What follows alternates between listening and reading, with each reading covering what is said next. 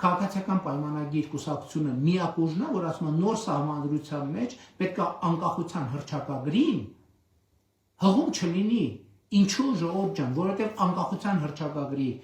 տեքստը ինքը ոչ թե անկախության հռչակագիր է, ինքը կոնֆլիկտի հռչակագիր է։ Ինքը մի կոնֆլիկտի հակամարտության հռչակագիր է, որովհետև մենք ասում ենք, որ ոչ թե պետություն ենք ստեղծում ոչ թե այդ հռչակագրով, ոչ թե մեր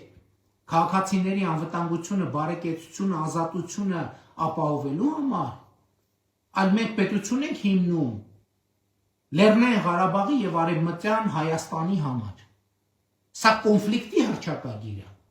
Եվ եթե մենք գնում ենք այդ ճանապարհով, ուրեմն կոնֆլիկտը անխուսափելի է եւ առաջիկա ընտրություններում եւ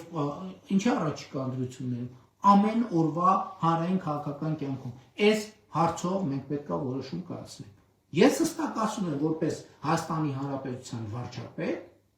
եւ որպես քաղաքացիական պայմանագիր կուսակցության վարչության նախագահ։ Մենք չպետք է դա շարունակենք։